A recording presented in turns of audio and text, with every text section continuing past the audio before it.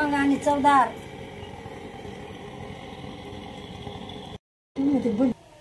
दोन डबे गव्हाचं पीठ, एक डब्बा बेसन पीठ, अर्धा डबा गरा, थोडं मीठ चविष्ट आणि त्याचा उंडा बनवलाय. उंडा गच्च गच्च उंडा बनवला.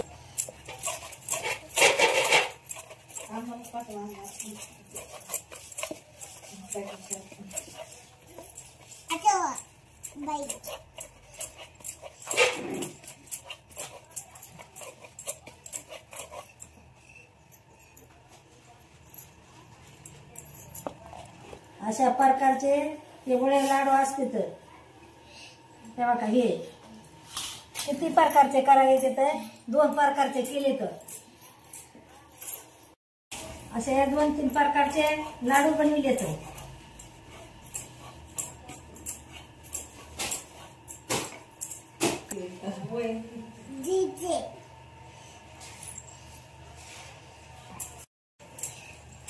मांडवाच्या माळी दारी देव रुसून बसला माळ्यात रॅकीत मागा तू गळ्यात हार हरीरा नवरीच्या जालूवारी मोर काढीला येते ग येते बाळाला झोका देते हार मुंबीते आई राजा लाडीला वेंड बाजा वाड्याला माझे.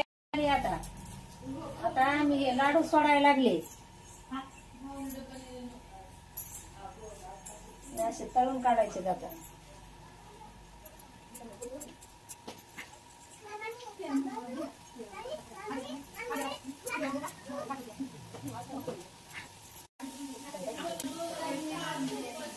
असे तळायचे लाडू. आता त्याच्यावर आता गूळ सोडायचा. आता गूळ सोडायला लागले. तळून घ्यायचा गूळ त्याच्यात.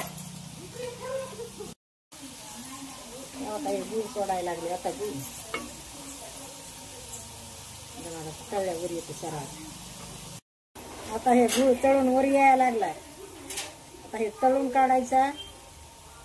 हे गुळाला लागत. हे लाडूला गुळ लागत आहे. आता हे असा तळून काढायचा. होते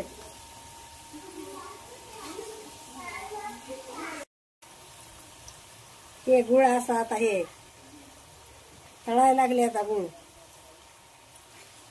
लाडू मध्ये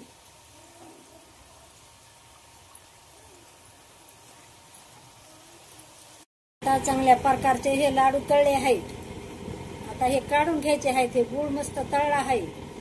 आता हे अशा प्रकारचे लाडू हे काढून घ्यायचे आहेत.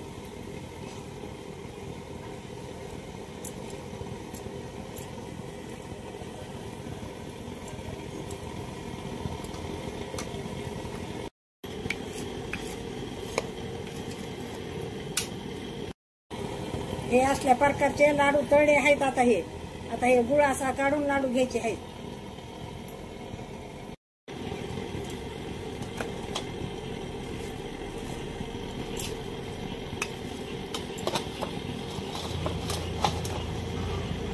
इकडे गुळण्याचे फरफर वाजायचे.